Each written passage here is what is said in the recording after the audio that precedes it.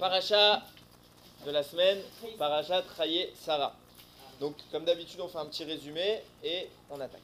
Alors, on est à la suite de la Akedat Yitzhak. Abraham revient et malheureusement, Sarah, elle est nifteret. Pourquoi? Parce que bon, elle a entendu le processus qui était en train de se dérouler. Elle a entendu que Yitzhak, il allait être sacrifié pour Hachem, et la joie qu'elle a ressentie à ce moment-là, pas parce qu'elle allait perdre son fils, elle n'est pas contente de perdre son fils, mais elle était joyeuse de savoir qu'elle avait un fils aussi tzaddik, qu'il était prêt à se sacrifier. Alors ça lui a fait un choc et elle est nifteret à ce moment-là. Il faut donc enterrer Sarah. Lorsque les trois malachim sont venus voir Abraham, donc dans la paracha Vayera, Hachem a dévoilé l'endroit spécial où étaient enterrés les corps de Adam et Chava. Comment il a fait? L'animal que Abraham poursuivait, il a conduit jusqu'à Marat Marpella, il est senti là-bas, il est rentré là-bas, Abraham, et c'est écrit qu'il a vu les corps de Adam et Chava, il a compris que c'était un endroit particulier, extrêmement saint, et il a voulu être enterré, et d'abord enterrer sa femme dans cet endroit. Donc il va voir les gens locaux, et il leur demande l'autorisation d'acheter légalement, avec une somme d'argent, d'acheter le tombeau de Marpella. Qui est le propriétaire? C'est Ephron. Ephron, c'est un mauvais personnage. Mais il sait que Abraham, c'est l'élu d'Akadosh Baruch Hu. Il sait qu'Abraham, il est saint. Donc au début, hypocritement, il lui propose de lui offrir ce tombeau. Abraham refuse. Pourquoi? Parce qu'il voulait acquérir cet endroit de façon légale et surtout pour pas qu'on le lui reproche plus tard et que tout le monde soit d'accord que ce soit bien à lui cet endroit. Abraham paye le prix fort. Ephron au début il avait dit je vais te le faire gratuit. Abraham il a dit je suis pas d'accord pour que ce soit gratuit, je suis prêt à payer, dis-moi ton prix, c'est mon prix. Il a demandé 400 pièces des plus grosses valeurs qu'ils étaient à l'époque. C'est-à-dire il lui a donné des pièces qui sont utilisables n'importe où, à n'importe quel endroit, n'importe quel moment. C'est comme je vous dirais ici maintenant le dollar, quoi. C'est vraiment la monnaie forte de l'époque, c'est ça qu'il lui a donné. Il lui a demandé 400 comme ça, 400 parce que c'était un rachat. Alors il a demandé, au lieu de lui dire, au début il lui a dit je vais te la donner gratuitement, l'endroit, et finalement il lui a demandé une grosse somme d'argent parce que c'était un rachat. 400 d'ailleurs, il faut savoir que dans un sens profond, le 400 c'est toujours la représentation du mal. De même que le Aleph, c'est la première lettre de l'alphabet, c'est le bien. Pourquoi? Parce que Aleph, ça représente le 1. Le 1, c'est Hachem, Echad. D'ailleurs, même quand vous allez plus profondément dans le Aleph, dans tous les détails du Aleph, l'unité est présente. Si vous prenez le mot Aleph, il s'écrit Aleph, Lamed, Pesofit, ça fait le mot Elef, ça veut dire 1000, donc l'unité au niveau des milliers. Et si vous écrivez la valeur numérique du mot Aleph, c'est 1 plus Lamed, 30 plus P, 80, ça fait 111. Donc il y a un au niveau des unités, un au niveau des dizaines, un au niveau des centaines. Partout c'est l'unité, c'est le bien absolu. Ça représente toujours Hachem. D'ailleurs c'est pas pour rien que les lettres qui suivent c'est le Bet, Gimel, Dalet. Pourquoi? Parce que Bet, Gimel, Dalet ça fait le mot Beged. Ça veut dire quoi? L'unité de Dieu se cache derrière un habit. Aujourd'hui on ne la constate pas parce que dans notre monde on ne constate pas, il y a un habit, il y a un voile qui cache l'unité de Dieu. À l'opposé du Aleph se trouve quoi? Le Tav. Le Tav, valeur numérique 400. Si le Aleph c'est le bien, le Tav c'est le mal. Donc les forces du mal sont représentées par 400. C'est pour ça que Esav viendra avec 400 hommes pour combattre Yarakov. Et là pareil, il a racheté le tombeau de Marpella, il a acheté 400 pièces pour supprimer le mal qui était encore entre les mains de Ephron. Et pour rendre cet endroit vraiment parfait. Donc il arrive à convaincre Ephron, il enterre Sarah là-bas. Et l'histoire se termine sur ce passage. Abraham commence à être âgé, et il a son fils maintenant, Yitzhak, et il veut le marier. Il veut absolument pas qu'Yitzhak sorte de la terre d'Israël, on va en parler plus tard. Donc il envoie qui chercher une femme pour Yitzhak? Il envoie Eliezer, son serviteur. Il envoie Eliezer, son serviteur. Il lui fait promettre de trouver une femme dans le pays natal de Abraham. Et Eliezer, au début, il a voulu placer sa fille. Pourquoi? Parce qu'Eliezer, faut pas croire, c'était un tzaddik. Ce qui s'est dit, c'est que mon maître Abraham, c'est un tzaddik, autant qu'il se marie avec ma fille. Seulement Eliezer, il descend de Kenan, le fils de Ham. Et Noach avait maudit Kenan. Alors Eliezer ne pouvait pas se marier avec la fille avec le fils. La fille d'Eliezer ne pouvait pas se marier avec le fils de Abraham parce que le fils d'Abraham il est béni. La fille d'Eliezer, elle est entre guillemets maudite en tant que descendante de Canaan. Alors on ne mélange pas la malédiction avec la bénédiction. Eliezer va donc partir en route et espérer un miracle. Il y a écrit qu'il est arrivé sur place immédiatement. Il est arrivé très vite à l'endroit qu'il devait atteindre. Pleine nuit, enfin tombée de la nuit, c'est l'heure où les femmes sortent pour aller puiser l'eau. Que fait Eliezer? Il se met à prier. Il dit de toute façon, soyons rationnels. Quelle est la probabilité que je tombe sur la femme qui sera le zivoug, donc la conjointe qui a été destinée à Yitzhak? J'ai aucune chance. J'ai aucune chance d'y arriver. Donc il me faut un miracle. Soyons clairs, j'ai besoin d'un miracle. Alors je vais demander ce miracle. Il prie Hachem, il dit regarde Hachem. Mais il ne demande pas un miracle en sa faveur. Il ne dit pas parce que moi je suis un tzaddik. Il dit mon maître c'est un tzaddik. Abraham c'est un tzaddik. Donc Hachem, fais-lui un miracle pour lui. Comme ça, au moins je ne me trompe pas dans mon chemin. Et c'est pas pour moi que tu feras cette tova, c'est pour Abraham. Évidemment, il va être exaucé par Hachem. Qu'est-ce qu'il va dire Eliezer? Il va dire regarde, les femmes elles vont venir maintenant puiser pour prendre de l'eau. Moi je vais aller voir les jeunes filles et je vais leur dire est-ce que tu peux me donner à boire? Et elle devra me répondre, signe distinctif que je serai, grâce à ça que c'est elle que tu as choisi pour Yitzhak, elle devra me répondre, je vais donner à boire à toi, et maintenant, même tous tes chameaux, je vais les abreuver. Ok, première fille qui apparaît, Rivka. Midrash, il dit que quand Rivka elle s'approche du puits, l'eau elle monte vers elle. L'eau monte vers elle. Rivka s'approche, Eliezer la voit, il s'approche, il lui dit est-ce que tu peux me donner à boire? Elle lui donne à boire. Il finit de boire, elle lui dit maintenant je vais donner à boire à tous tes chameaux. Et lui il est bouche bée. Il voit que le miracle est en train de se réaliser, il comprend que c'est elle, il lui explique toute l'histoire, il dit voilà je suis l'envoyé d'Abraham, il lui donne des cadeaux, etc. Il lui prouve la sainteté du personnage, donc elle sait que Yitzhak c'est pas un petit joueur, c'est un tzaddik parmi les tzaddikim, elle est hyper intéressée. Elle rentre chez elle, elle prévient sa famille, je veux me marier, c'est bon, j'ai trouvé, alors on précise, elle avait 3 ans à cet âge-là, mais il faut préciser que quand on parle de 3 ans dans la Torah, c'est pas 3 ans comme aujourd'hui. La preuve, je ne crois pas avoir souvenir qu'un enfant de 3 ans est capable de puiser dans un puits. Okay?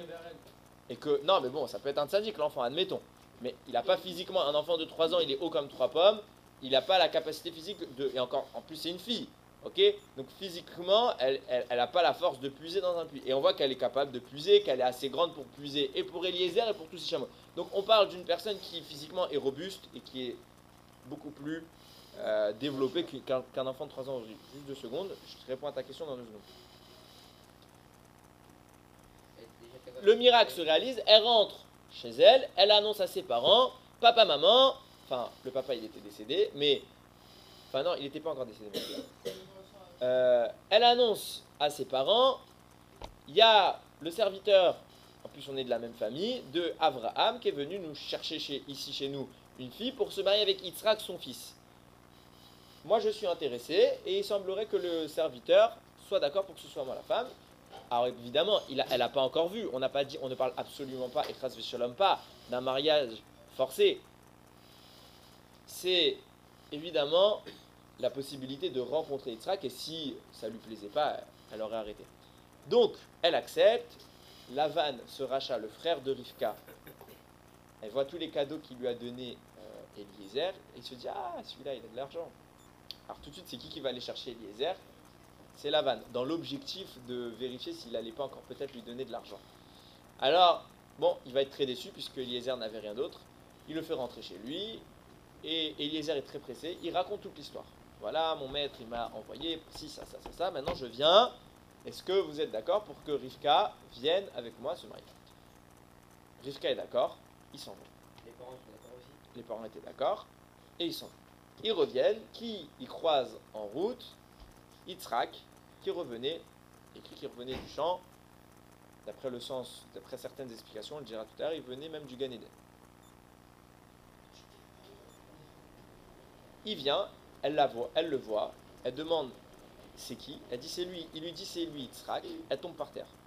Alors, c'est pour dire quand on dit elle tombe par terre, c'est pas qu'elle est tombée du chameau, c'est plutôt que elle s'est abaissée pour pas qu'on la voie, elle s'est cachée le visage par Tzniut.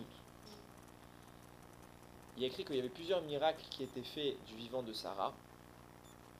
Par exemple, les nérotes est resté allumé d'un Shabbat à l'autre. Il y avait une nuée qui encadrait la tente de Sarah, etc., etc. Il y a beaucoup de miracles qui étaient faits, il y en a 5 si je ne me trompe pas. Et ils ont donc disparu à la mort de Sarah. Quand Rivka s'est mariée avec Yitzhak et qu'elle est rentrée dans la tente de Sarah, tous les miracles sont revenus. C'était un signe distinctif qui a prouvé rétroactivement la grandeur de la dame. Alors, c'était quoi ta question? Je viens d'expliquer. Alors, il faut comprendre une notion de base. La création du monde, elle nous parle souvent de choses qui sont très bizarres. Déjà, on parle d'hommes qui vivaient, pour Adam Arishon, 930 ans. Donc des gens qui ont vécu très longtemps. Il y a des gens qui, d'après la Torah, étaient des géants. Déjà, Moshe faisait à pied à Midrash, c'est le Midrash qui le dit, faisait près de 5 mètres. Alors, en tout cas, il y avait des gens très grands. Il y a beaucoup de choses qui étaient bizarres à ce niveau-là. Alors, on va comprendre d'où ça vient. Je fais une petite parenthèse. D'où ça vient cette notion? Le fait de l'immensité, aussi bien au niveau de la longévité de la vie, au niveau de la force physique, on voit qu'Abraham était un personnage très fort. Il a combattu 4 rois. Okay, il y avait des choses extraordinaires. On voit que Yaakov, dans la paracha Vayetse, lorsqu'il arrive dans la ville de Haran, il y a plusieurs bergers qui sont autour d'un puits. Et parce que le puits, il est bouché par une énorme pierre. Il faisait ça pour pas que tout le monde puisse se servir. Il fallait attendre que tous les bergers se réunissent pour qu'ensemble, ils prennent la pierre et ils la soulèvent. Yaakov vient, il la soulève à lui tout seul. Mais Yaakov, c'est un tzaddik, il est digne du miracle, etc. Mais on voit une force titanesque. Okay, il est écrit sur les enfants de Yaakov, c'est terrifiant, que Lévi et Shimon, à deux, ils déracinent une ville entière.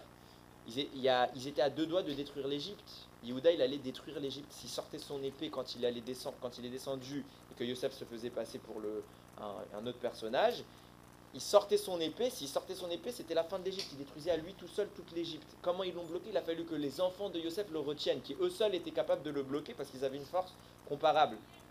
Et lui, il a compris qu'il y avait quelque chose de bizarre parce qu'il a dit, forcément, il n'y a que des gens grands qui sont capables de tenir ma force. Donc on ne parle pas de gens... T'as l'impression d'être dans une BD. Ils ont vraiment une force titanesque. Alors d'où vient cette notion? Pourquoi ils ont une madriga, un niveau loin, extrêmement loin d'une autre? Alors la réponse, elle est cohérente. L'être humain, il a une dichotomie extraordinaire. Il est d'un côté matériel, et d'un autre côté, il est spirituel. Ça veut dire quoi? Matériel, c'est la terre. C'est la notion du fini, de la limite. On est d'accord? Tout l'univers a une limite. Il a une taille. Approximativement 15 milliards d'années-lumière. C'est immense, mais il a une taille. Tout ce qui a est fait de matière peut être mesuré.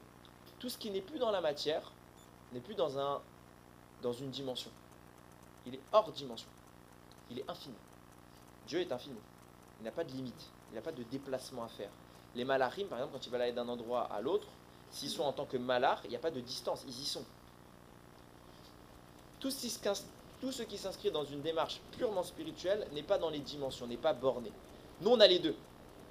On a d'un côté un corps qui impose toutes les limites, et d'un côté, on a une partie qui est littéralement issue de Dieu, c'est la Neshama, et qui n'a donc pas de limite. Donc on a les deux aspects. Tout dépendra de quel aspect tu vas exprimer. Plus tu vas te rapprocher vers la Neshama, tu vas exprimer ton côté rouhani, ton côté spirituel, et plus tu vas tendre vers des notions qui sont infinies. À l'époque de la création du monde, on est au tout début. Le monde est encore propre. Il est encore propre. il n'est pas engouffré dans les limites du monde matériel. Du coup, s'expriment des notions énormes. La vie est très longue. La force est très grande. La taille est différente. Tout est différent. Tout est puissant. Par contre, plus on va se rapprocher d'un monde matériel, donc d'un monde de Avéroth, d'un monde du mal, d'un monde de la limite, plus on va se rétrécir, se restreindre à quelque chose de petit. Nous, notre monde à nous, qui est malheureusement versé dans un mal sans fin, j'ai envie de dire, alors forcément on tend vers la limite. On est très restreint, très petit, très faible. On ne vit pas aussi longtemps qu'eux. Tout c'est restreint. Ok? Donc à cette époque-là, on est encore, même s'il y a déjà eu une restriction, parce qu'à l'époque d'Adam c'était encore pire, mais même s'il y a déjà eu une restriction, on est encore moins proche du monde fini que nous le sommes. Donc quand nous on a 3 ans, on est un petit bout de chou de rien du tout. Quand eux ils avaient 3 ans, ils sont physiquement beaucoup plus évolués, etc. Ok? Donc il n'y a rien de choquant à voir que Rivka, elle avait 3 ans et qu'elle soit déjà intelligente, qu'elle soit capable de choisir un mari, qu'elle soit capable de puiser, etc. Revenons maintenant à la paracha, au sujet que je voulais aborder. Lorsque Avram enjoint Eliezer à aller chercher une femme pour Yitzhak, il lui dit, Eliezer, mais attends, peut-être que la femme que je vais trouver, admettons je trouve une femme super, elle ne connaît pas Yitzhak, peut-être qu'elle ne voudra pas venir. Et si elle ne veut pas venir, qu'est-ce que je fais? Alors peut-être que tu veux que je prenne avec moi Yitzhak, et si je prends Yitzhak avec moi, bon, moi, elle pourra voir sur place, ils pourront décider, etc. Il lui dit, garde-toi de faire sortir mon fils Yitzhak d'ici pour le ramener là-bas. Je ne veux pas qu'Yitzhak s'en aille. Bon, il y a des explications cohérentes, mais on voit que ce n'est pas la seule fois où on a interdit à Yitzhak de bouger.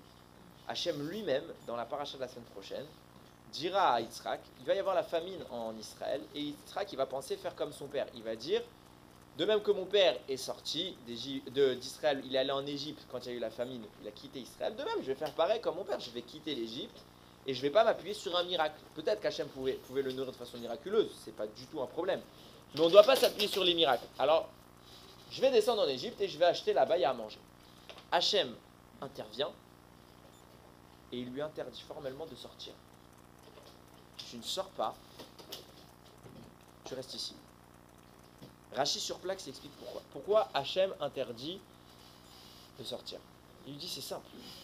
Tu as été choisi pour faire la Akedat Yitzhak. La Akedat Yitzhak c'est quoi? C'est un sacrifice qu'on appelle un sacrifice Ola. Ola c'est en français un holocauste. Un sacrifice qui est entièrement brûlé. Vu que tu as été choisi pour ça, tu es maintenant toi-même un Ola. Et si tu es un Ola, la halacha, c'est quoi? C'est qu'un Ola ne sort pas de l'enceinte du Beth Amikdash. Du coup, tu as la sainteté du Ola, tu ne peux pas sortir d'Israël.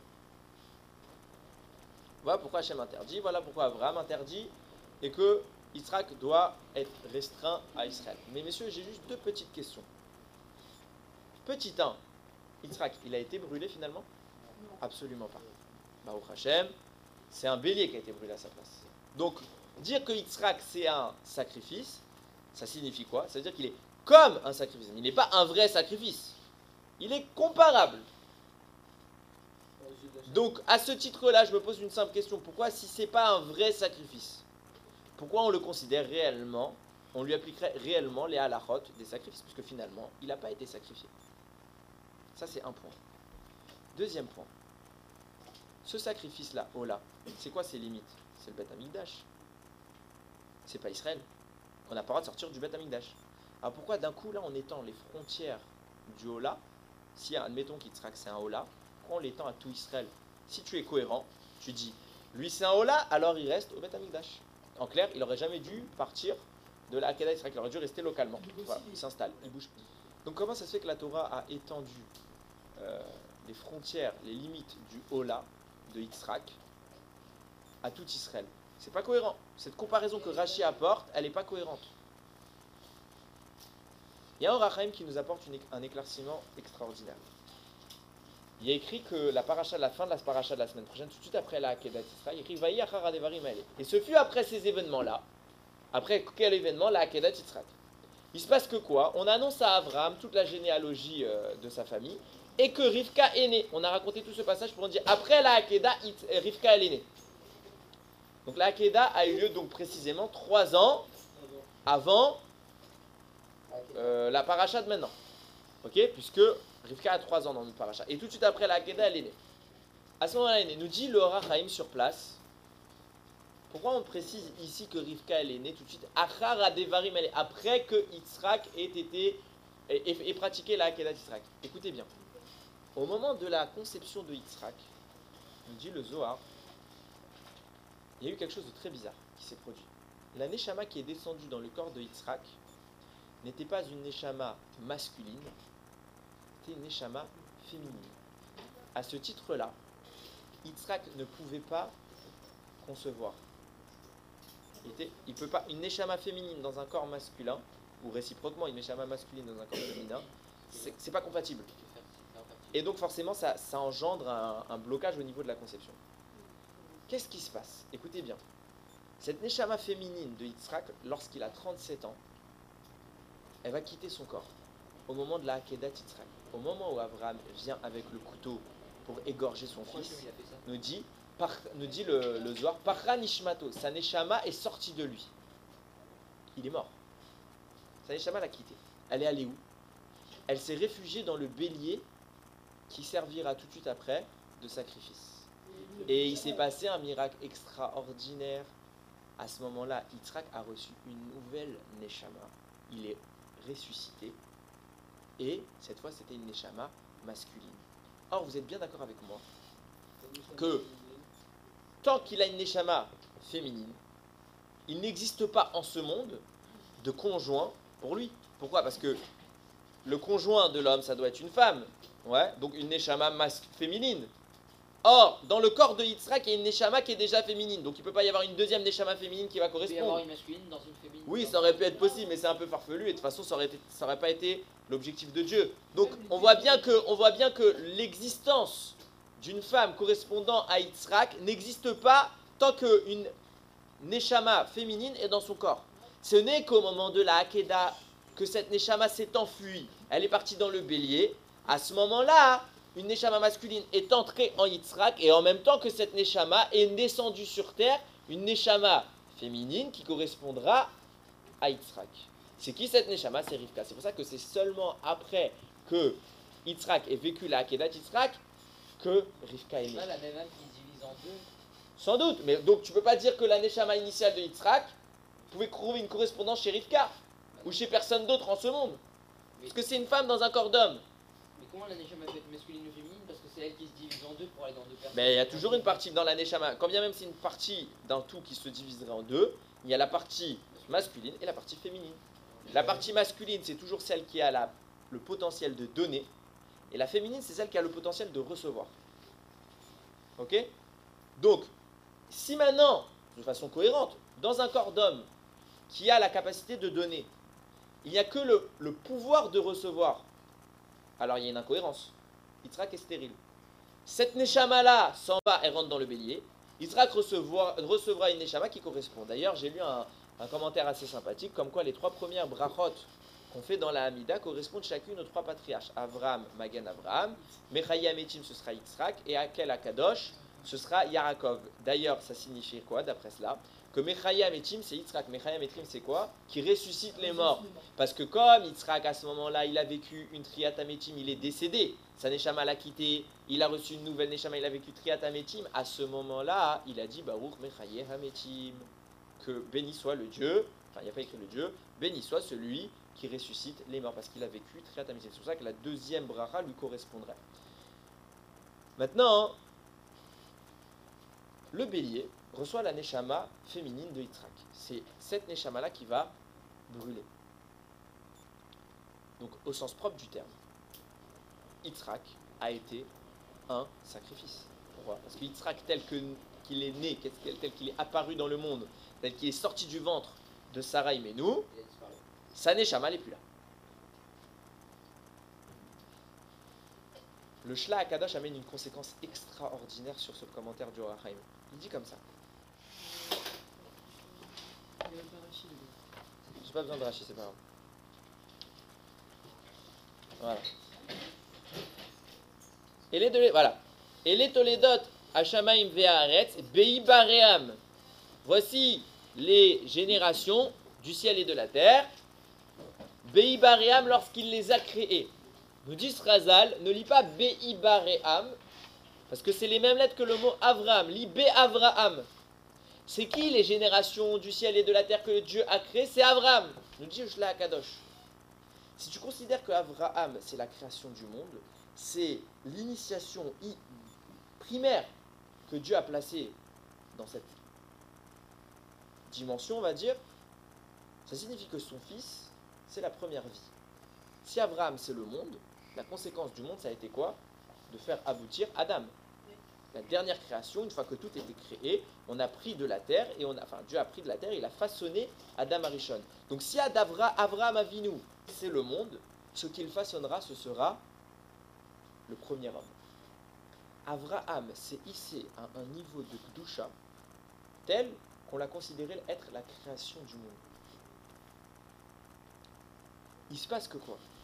Il y a un moment plus tard, dans Toldot, Eled et Toledot, Avraham, Olid et Yitzhak. Voici les générations de Avraham. Avraham a enfanté Yitzhak. Alors, il y a une raison pourquoi c'est répété Avraham a enfanté Yitzhak, mais seulement il y a un détail qui est intéressant. Pourquoi on dit que Avraham enfante Yitzhak? Avraham est le père de Yitzhak, mais il ne l'a pas enfanté. Enfanter, ça veut dire mettre au monde. Qui l'a mis au monde? C'est Sarah.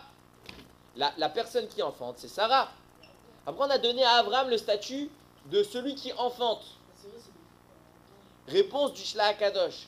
Yitzhak Avinu, au moment où il a fait la Akedat Yitzhak, est venu à un niveau extraordinaire. Il était comparable à Adam avant qu'il ne faute. Pourquoi? Faites les corrélations, c'est extraordinaire.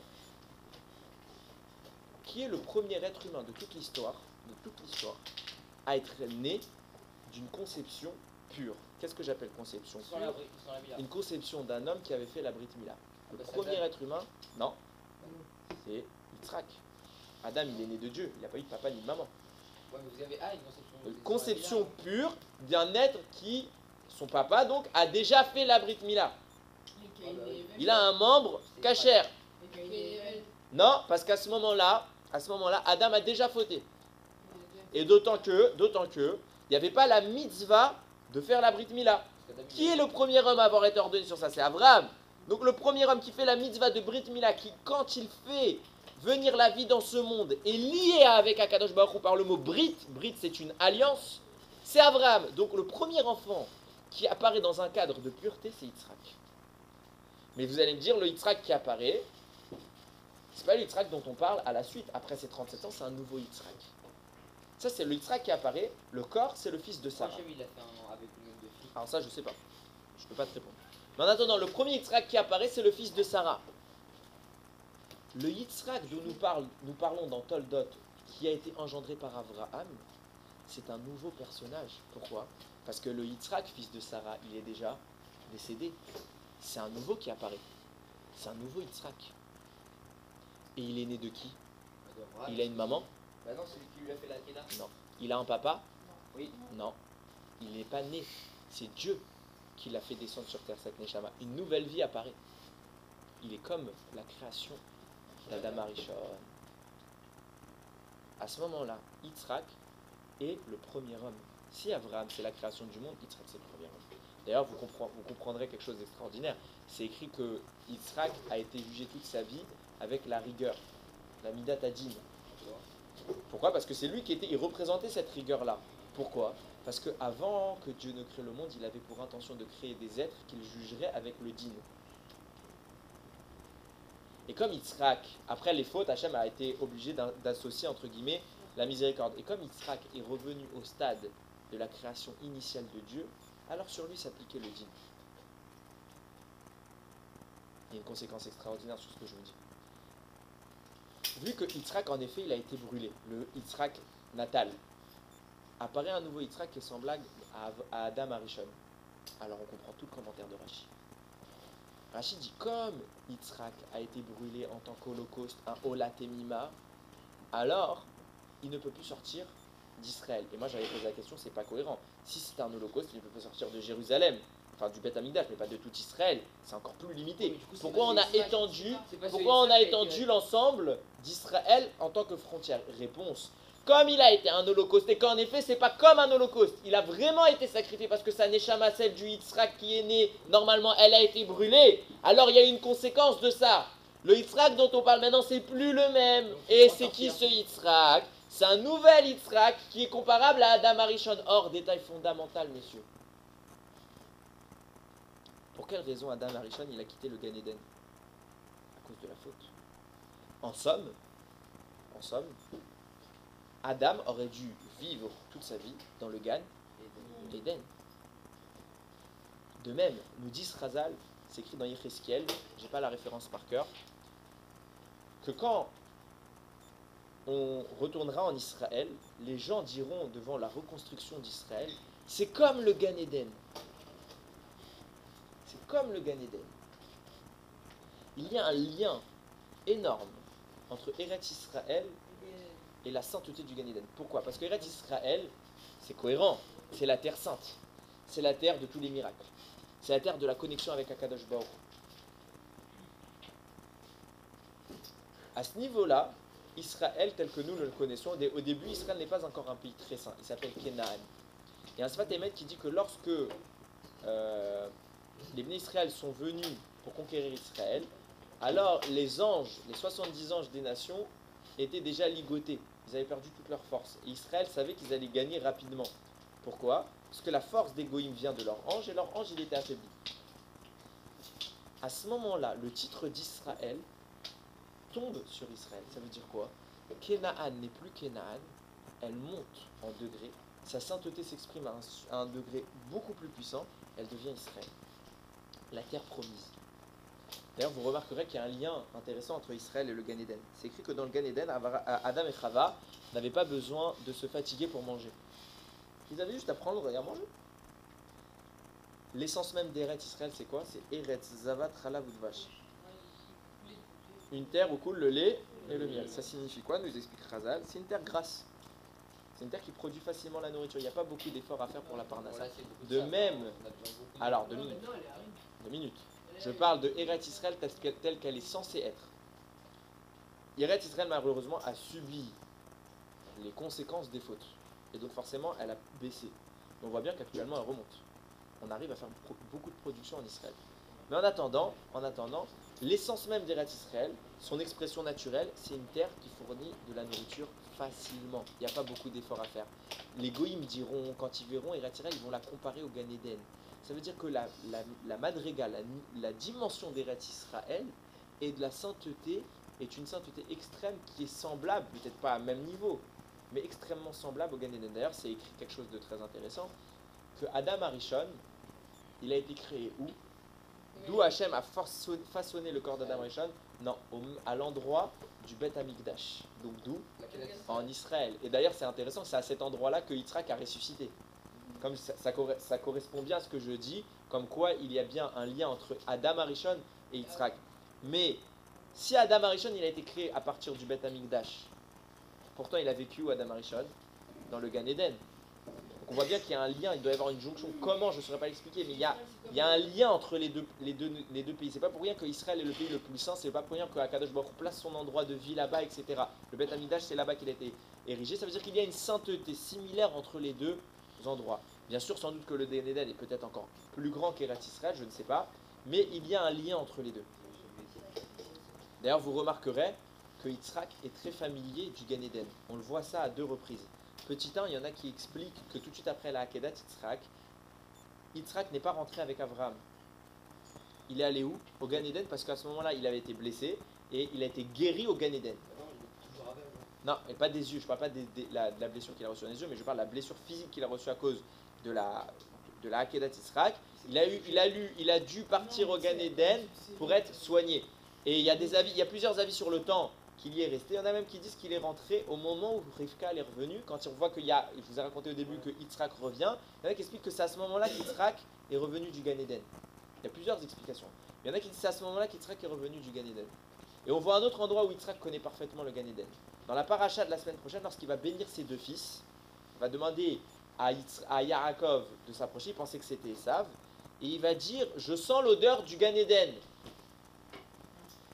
D'où tu connais l'odeur du Gan Eden? Tu y es déjà allé? Réponse, oui. Non, il n'est pas allé Marat Marpella. Pas nécessairement du moins. Mais en tout cas, il est allé au Gan Eden au moment de la Akedat Yitzhak.